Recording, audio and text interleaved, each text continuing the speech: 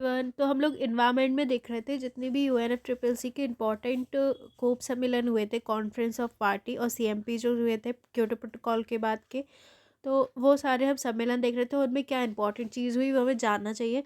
तो हमने पढ़ लिया था, ठीक है, लीमा सम्मेलन तक। अब आगे के तीन और देखते हैं।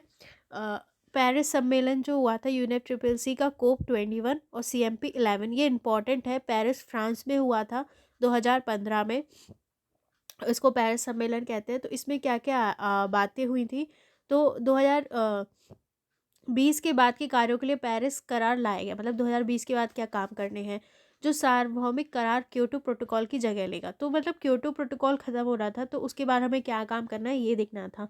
मुख्य लक्ष्य वैश्विक औसत तापमान वृद्धि को इस शताब्दी में पूर्व औद्योगिक स्तर से 2 डिग्री सेल्सियस से नीचे रखना। मतलब जो टेम्परेचर बढ़ रहा है, ठीक है, उसको क्या है, जो पूर्व औद्योगिक स्तर से 2 डिग्री सेल्सियस से नीचे रखना, और आगे 1.5 डिग्री सेल्सियस तक तापमान वृद्धि को सीमित करना, ये लक्ष्य थे। देशों से हर 5 वर्षों में राष्ट्रीय तौर पर निर्धारित अंशदान NDC वाली अद्यतन जलवायु कार्य योजना प्रस्तुत करने की अपेक्षा की गई। तो हर देश को अपना NDC बताना था, ठीक है। इस करार में चिन्हित सभी महत्वपूर्ण क्षेत्र यथा अनुकूलन, वित्त पोषण, प्रौद्योगिकी विकास हेतु समान परंतु भिन्न भिन्न जिम्मेदारियां और संबंधित क्षमताएं शामिल है, ठीक है। जो CBDR है, मतलब कॉमन बट डिफरेंशिएट रिस्पॉन्सिबिलिटी। तो ये है कि देखिए जिम्मेदारी तो सबकी है, लेकिन विकसित देशों की ज़्यादा है क्योंकि उन्होंने ज़्यादा पॉल्यूशन किया है। ये सब बातें हुई। विकसित देश विकासशील देशों की ज़रूरतों और वरीयताओं के संदर्भ में वर्ष 2025 से पहले $100 बिलियन प्रतिवर्ष का लक्ष्य तय करेंगे।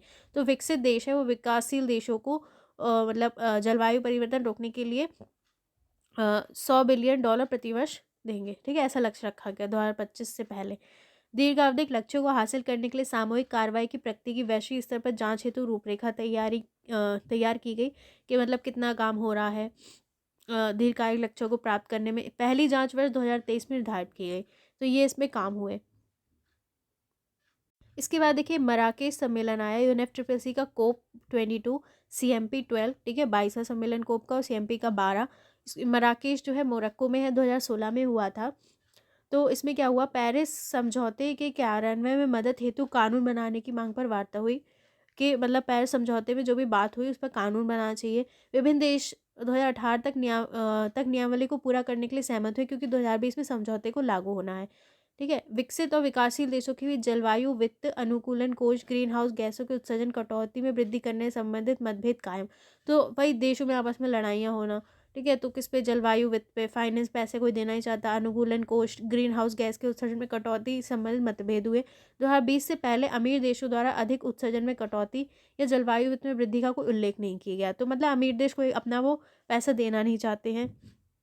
जलवायु परिवर्तन के अनुकूलन हेतु धन की आपूर्ति सकारात्मक घटनाओं में से एक, ठीक है। भारत की मांग, जलवायु न्याय पर कोई निर्णय नहीं। भारत कह रहा था कि जलवायु न्याय होना चाहिए, उस पर कोई निर्णय नहीं हुआ। इसके बाद देखिए बॉन सम्मेलन हुआ, UNFCCC का COP 23 और CMP 13। COP 23 था और CMP 13 था, ठीक है, जर्मनी में हुआ।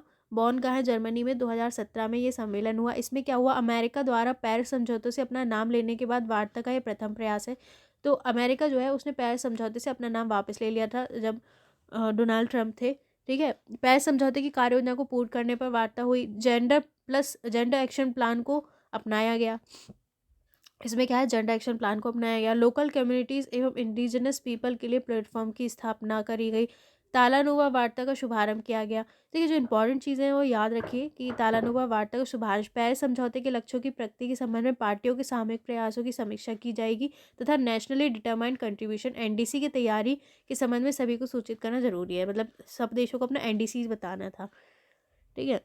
बिलो 50 इनिशिएटिव एक था, इसे world business council for sustainable development द्वारा आरंभ किया गया। बिलो 50 इनिशिएटिव, इसका लक्ष्य ऐसे ईंधन की मांग और बाजार का निर्माण करना है जो पारंपरिक जीवाश्म ईंधन की तुलना में 50% कम CO2 कार्बन डाइऑक्साइड का उत्सर्जन करे। तो इसका बिलो 50 इनिशिएटिव का मतलब था ऐसे जो ईंधन है उसकी मांग और बाजार का निर्माण करना जो पारंपरिक जीवाश्म ईंधन की तुलना में 50% कम CO2 का उत्सर्जन करे।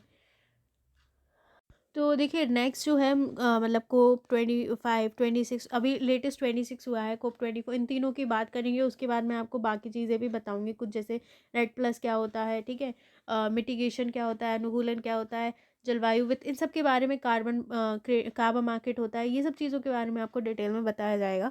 तो ये थोड़ा आज इसलिए रखा ताकि मतलब इनको आप अच्छे से याद करने के लिए आपको समय मिल जाए, क्योंकि ये थोड़ा इनको आपको पढ़ना पड़ेगा कि किसमें क्या आया, ये इंपॉर्टेंट है किस सम्मेलन में। फिर हम बाकी का हम नेक्स्ट वीडियो में देखते हैं। Thank you.